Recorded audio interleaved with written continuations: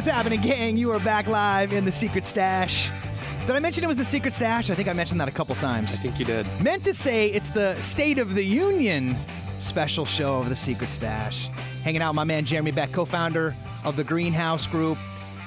Doing our job and hopefully leaving you a little better than how we found you today with some numbers, some actual numbers. So we're trying to place as much consciousness and theory around this concept of where we are right now based on the numbers, and then more importantly, where we're heading to next, going into that all so often uncertainty of the fall shoulder month, the behavior. You get a lot of reprieve from the summer because everybody's all hot to get something, and then school starts, and then what happens? Yeah, a little fall off. Well, it depends, right? It depends on some of the micro, hence the numbers, behavioral characteristics going on locally. So let's get back into some of the, let's call these the projections. Okay, so now we know where we've been. We've spoiled the whole bubble thing. Let's move it forward. So basically over the last 12 months, we're up about 7%. It's great. Okay? That's nationally. That's a fantastic number. Okay? Now, what about moving forward though? Do you think they're going to keep it at 7 or are they going to move it around a little bit? Well, it depends on, who you're listening to, but, a company like CoreLogic, who does a lot of this projection stuff, they're at 4.7% moving forward in the next 12 months. That's an appreciation of 4%. So does that mean the market's going down? No, that's certainly going up. Right, so it's not quite behaving as well as it did over the last 12 months. Right. But the reason why it has to account for that is because there's always a little bit of a pendulum settling. So when you only have 12 months to use, you have to account for the fact that it swings back over a little bit and then swings back over this way. But like we said in the last segment, 5% is nothing to shake a stick at.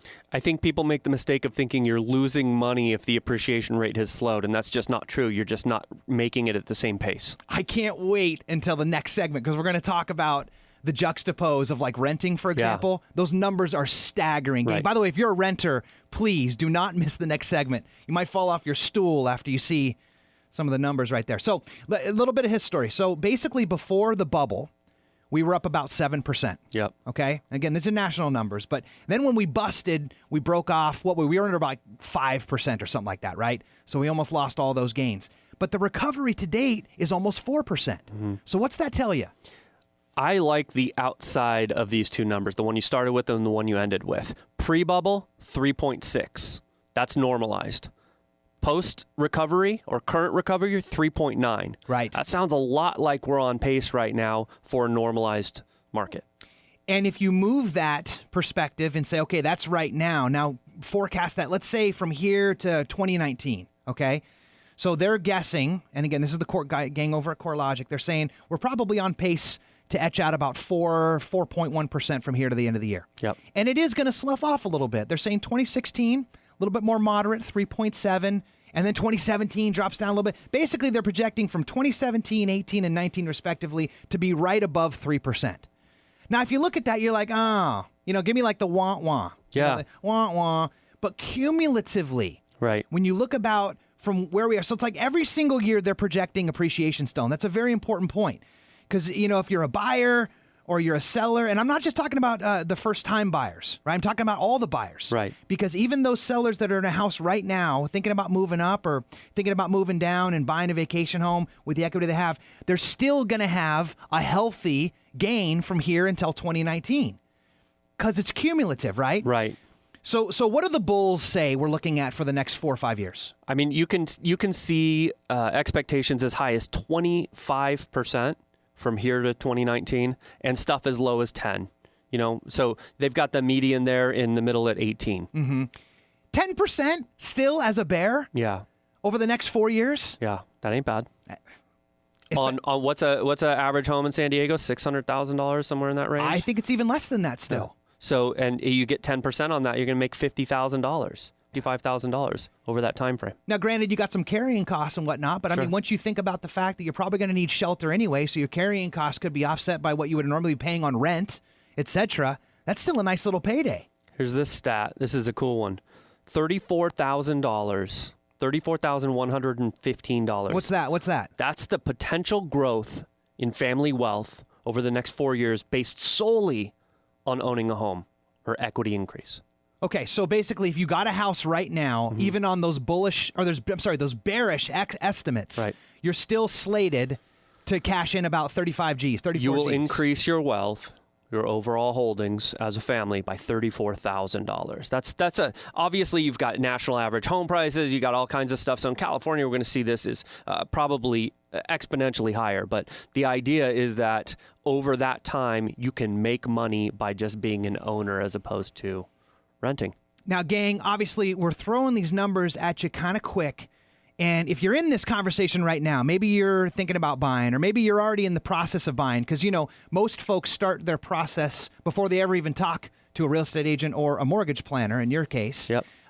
Several months before, right? Sometimes. So if you're already maybe started that process, but you're still looking for some clarity, you're figuring out maybe if it's important to you, that's a great opportunity to write down Jeremy's number. You can catch him at the office at 858-863-0262. And what's that call look like, Jerry? What are you going to hash through it with all that stuff? Boy, I'll tell you, that first call I try to make as simple as possible. We knock out some of the super general concepts about what you're trying to do, look for any red flags or things that we'd have to work on. And oftentimes what we find is that putting a plan together is as simple as getting together in person and doing a mortgage plan.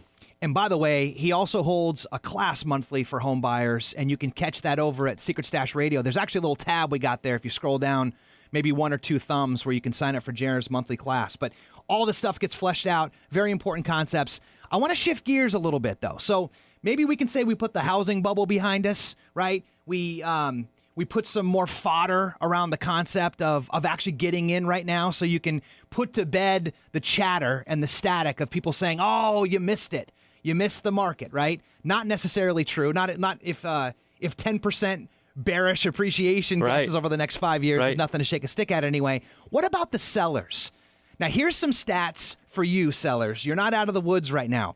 So check it out. They actually track this stuff where they, the Quicken Loans, believe it or not, tracks this stuff where they talk about the appraiser home value opinions compared to homeowner estimates. Now, you know this, Jerry. You've been doing this for about 15 years now. You know that every single homeowner thinks their home is worth more than it really is. Yeah, it's pretty common. Some people are a little bit more realistic about it, but it's pretty common that they feel their home is special, which it is to them. And the stats actually show this. Yeah. So for a long time, and I think even up to February of this month, it's always been the case, right? So they've always been at least like 1% or 2%, sometimes more if you go back long enough off.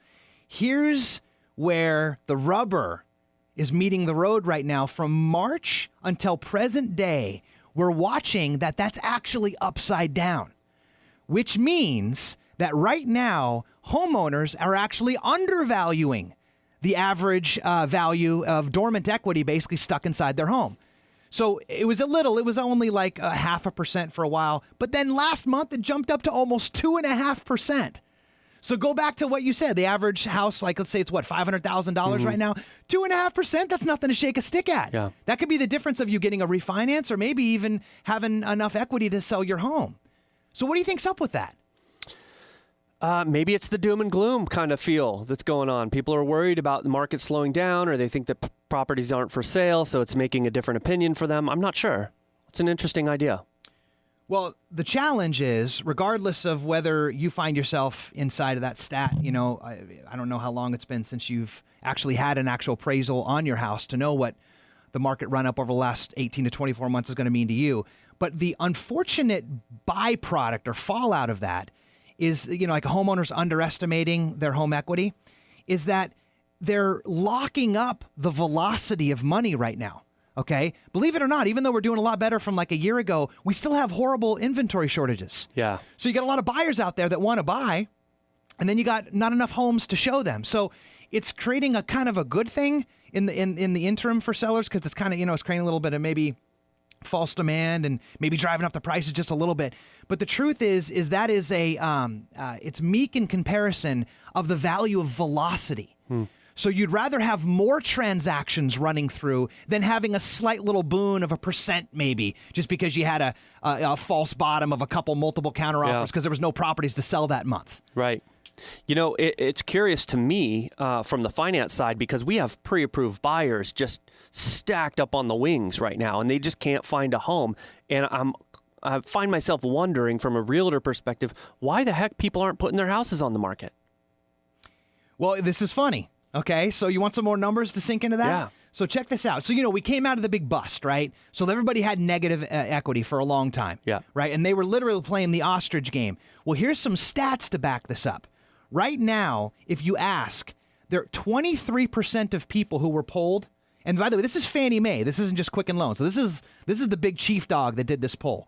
23% of people thought that they were still in negative equity, when in reality, only 9% of those 23 were actually in negative equity. It's crazy. What's that tell you? Yeah, that's a huge underestimate of their value. Here's where it gets even nastier. So you think about people who think they're underwater. What about people who actually have significant equity? So these are people who are greater than 20% equity position. They could make money selling their home, buy a new one, do something. They could probably refinance even if they got a crummy loan that they've been holding on to and paying on or whatever. Any of those situations, right? So greater than 20%, they call it significant equity. 37% of people polled thought they had significant equity. 37%. Of those people, 69% actually did. Right. What's that tell you? Yeah. So people are underestimating powerfully how much money they have in their home. So again, I mentioned a second ago, like there's some very challenging themes you can draw from these points, right? Mm-hmm. It's not just innocent, because first of all, you've got the velocity of money, which is the real bell cow for any healthy market. But homeowners who are underestimating their home's value, they not only underestimate their home equity. As a result of that, they're also likely to underestimate how large of a down payment they could be making. Right. Maybe they want to trade their home in. They've been waiting, biding their time. They actually can potentially right now put enough down to get the home that they want. Their chances of actually qualifying for a mortgage. Right. That's your game, right? Yep. So how could that be the case? Like if they're undervalued? I'll tell you that I still meet people who think that they have no chance in refinancing out of maybe an interest only first, or they have a second that they use to do stuff to their home, and they want to roll those things in because they're either adjustable or they're going to blow up in their face, or they're paying too much, they're paying more than they need to, and they don't act because they don't think they have equity. Exactly. And then, and this is the part we talked about, the velocity of money. This is a very challenging part of this, is that the opportunity for them to potentially sell their home and then buy a different home. So it's creating two transactions basically, and then continuing the velocity of money. Yeah. Not to mention just plain spending too much on their home maybe. So what are some things you can do, Jer, if you're just brainstorming on this? Like, how can you help get the word out on this? Well, one of the things that I do, one of the first things I do when I talk to somebody is I'm not an appraiser or a real estate agent. I just take a look at what the comps are in their neighborhood. And sometimes that's just enough to get us into the conversation. Are there homes selling in your neighborhood? Sometimes that's not true. But if they are, what do we think that might look like? And is there a conversation to be had about either taking some of that equity out, buying a rental property? That's a very common thing that we're doing for a lot of people right now. Taking some equity out and making some other investments, all kinds of things you can do with that stagnant cash that's sitting in your home. And it starts with the willingness to raise your hand. And first of all, if you're in this space and we're catching you right now, and maybe you're sitting on a home, maybe you've been sitting on it for a while right now, and maybe you didn't even want to know what you didn't want to know, and you were afraid you were still upside down, or maybe you got a couple bucks in it, but you don't realize how many bucks have actually accumulated over the last few years. Go down to our website. There's actually a free tool that you can use if you go to thegreenhousegroupinc.com. It's actually under /seller. So it's our sellers page.